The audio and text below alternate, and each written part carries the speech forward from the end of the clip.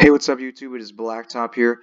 Today I'm going to bring you a video talking about why going second sucks. In the current format, going first is generally seen as the more viable of the two options because of the current decks that are topping and that are really the best decks right now. And I'm going to discuss several going second decks, tell you like what they are meant to do basically, and why they're not good against, excuse me, some of the best going first decks right now. So let's get into the video. So the best going second decks right now are probably Cyber Dragons, Dinosaurs, and Crusadia. Um, all three of them focus on, well, they all have one main focus, and that is to put as much battle damage on board as possible. That is especially obvious in Crusadia's, um, win condition, but the other two are also sort of the same. Cyber Dragon, it can also play a control style, and Dinosaurs can also do a little bit of the same thing. They have their boss monster, Ultimate Conductor Tyranno, but we'll get into those more specifically here. So why go second? So um, if your deck is good at going second, it should be able to power through negates and floodgates. So like you should be able to get ashed and um, maybe like Ghost Ogre or Droll or something, and still be able to do your plays. Or if your opponent has a card on their field that negates, it should be able to play through those as well. And as well as your deck should have raw attack strength. In this example, I included a picture of the Cyber Dragon Link monster, Cyber Dragon Zeger, I do believe.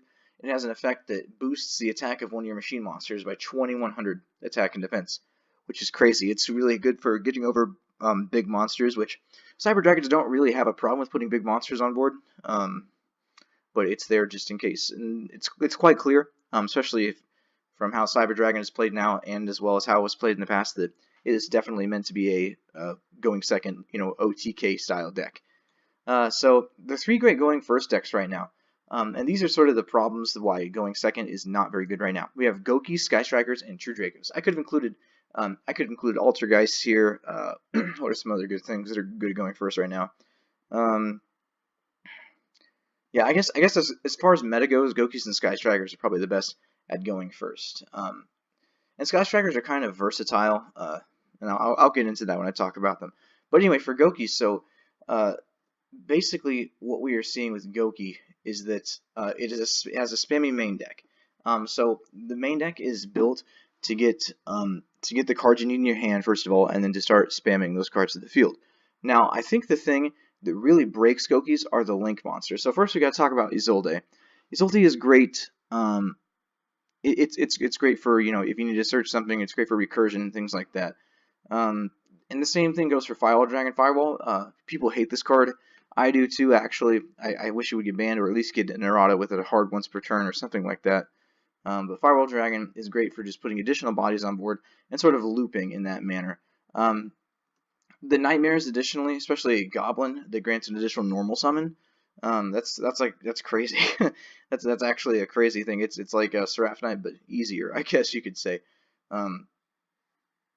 So yeah, things like that.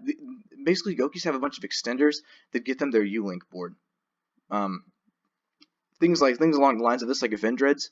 I got U-Linked by Vendreads at the most recent regional I went to, and it was just kind of embarrassing, to be honest, and I couldn't play through it because they U-Linked me and I couldn't do anything about it. And then whenever the Gokis do have their board built, whenever it's all said and done, they have cards like Trigate Wizard, and I suppose the other effect of Firewall Dragon, the Bounce effect. Both of these things can disrupt the going second player on their turn, right? Especially Trigate. Trigate has a powerful negate. It's not just a negate, it's also a banish as well. So some decks, like, they can recover a little bit if their cards get negated and go to the graveyard. But if they're banished, the only thing that could really really do anything with that is Metaphys, I suppose. Yeah, and Metaphys, like, nobody plays Metaphys. so there's that. Yeah, that's why Gokis are great, is because they can spam these Link monsters, and the Link monsters are what really makes the deck. Which is, I mean, I guess that's another problem for another video, but that's why Gokis are great, and that's why they're great against going second decks, because they can just shut them down with their powerful monsters and any hand traps that they happen to draw into as well. Secondly, we have Sky Strikers. So basically, Sky Strikers are better more off as an engine. I mean, we see Hornet Drones and Engage being teched into a lot of things, like Invoke Mech Knight Sky Strikers or Trickstar Sky Strikers, or I haven't found a Blue-Eyes Sky Striker list. I mean, like, it's endless, really. You can put this in anything. And and that's why they're great. That's why you kind of want to go first with them to like they also help set up your board. Like Sky Striker Mecha Hornet Drones is a free Link 2 monster, right? So we see a lot of things after the Invoked Link monster came out, the Alistair, the Invoker of Madness, or whatever it's called, Meltdown Invoker. I'm not sure what they finally named him, but after he came out, we saw a lot of invoked, Sky Strikers, invoked Mech Knight Sky Strikers using that monster. And the thing about the Sky Striker cards that makes them so powerful is that they don't have once per turn clauses on them. There's no hard once per turn, anything like that, which is crazy. Like it's crazy to think about, but that's just the way it is. That's what makes them so powerful. That's how they're able to set up these great turn 1 boards. And speaking of the powerful spells, like we have things like Mobilize Engage and Mecha Widow Anchor. Widow Anchor is a free negate and potentially a steal or like a change of heart type thing, or a change of heart, brain control, or not brain control, mind control. Is that what it is? Something like that. That's basically what it is. And Sky Strikers have really easy access to these cards. Now, I think Sky Strikers, personally, are probably better if you put them into like another deck, like Invoked Mech Knight or Trickstar, because like the whole thing about Sky Strikers is you're putting a 1500 body on board, give or take a couple of hundred attack, and that's not always good. But against going second decks, Sky Strikers can really shut them down with things like Widow Anchor. The Sky Strikers can play a lot of hand traps too, and different things like that. So that's why Sky Strikers are great going first deck. They can sort of shut down with their powerful spells the going second decks. And finally, we got True Dracos. I could have put Altergeist here, but I'm not really all that familiar with what that deck does. But since they do play a lot of trap cards, they would be more so a going first deck. So you can just look at them and sort of see why they're better going first and why they shut down going second. But True Dracos right now are another pretty popular. I guess they're sort of a meta contender. They're not like tier 1, or they might even be tier 2, but definitely a tier 3 deck. That's for sure. So basically, they have spell traps that grant tribute summons, so they don't really rely on a special summon like ever. And because of that, they can play things like Card of Demise or Pot of Duality. These things that help grant them extra advantage. And they don't have to use the extra deck, which is sort of another advantage, and kind of ties in with the last thing here, and that is the Floodgate thing. So, like cards like the Monarch's Erupt, which requires you to have a tribute summon monster and no cards in your extra deck, and things like Anti-Spell Fragrance, they really shut down your opponent. Basically, the Monarch's Erupt is like a skill drain, which was specifically meant for tribute summon decks, and Anti-Spell Fragrance was, it's anti-spell. Like, people hate this card, people don't want to play against it. That's why True Dracos are good. So, like, if you play True Dracos against something like, Crusadia, for example, you could, like, you could pop your spells, you could play the Monarch's Erupt, Anti-Spell Fragrance, things like that, just to shut your opponent down. Things like Skill Drain even. I think I've seen a couple of True Draco lists with Skill Drain built in, because basically, like, the only effects that their monsters have are search effects, which is great, which I mean, it's actually really good, but that having those search effects isn't overall great. It's not disruption or anything like that. So that being said, True Dracos have a fairly good matchup against going second decks because of their floodgates. If Masterpiece was still back at like 1 or 2 or 3 or back in any capacity, True Dracos would be probably like unstoppable, except by maybe Goki and except possibly by maybe Sky Striker. Although I think Sky Striker, despite what people think, has a bad matchup against this deck. That's neither here nor there. But True Dracos have that great floodgate ability, and they're great to put like relatively big bodies on board.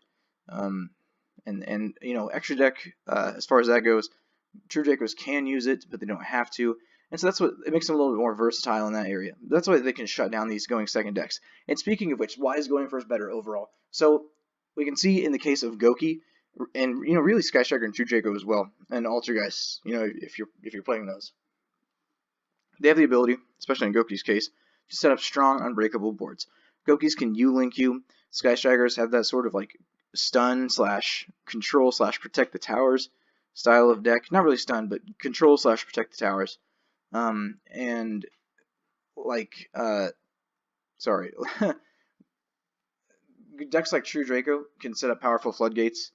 And I guess really the Goki U board, the U-Link, the Extra Link combo or whatever, that's sort of a floodgate as well.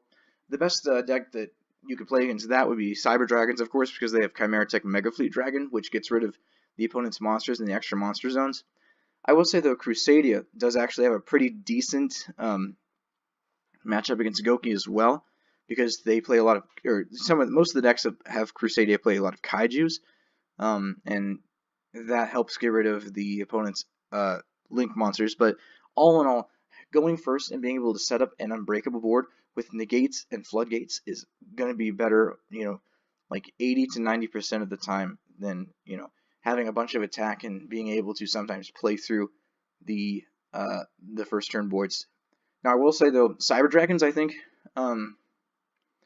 if they can't OTK turn 2, Cyber Dragons I think probably have the best sort of, like viability to last throughout the game, because they can make things like Infinity. I've seen a list that plays like Sky Striker monsters and the Invoked monsters as well. Like you can make like a Makaba and an Infinity, and like that's pretty much almost unstoppable.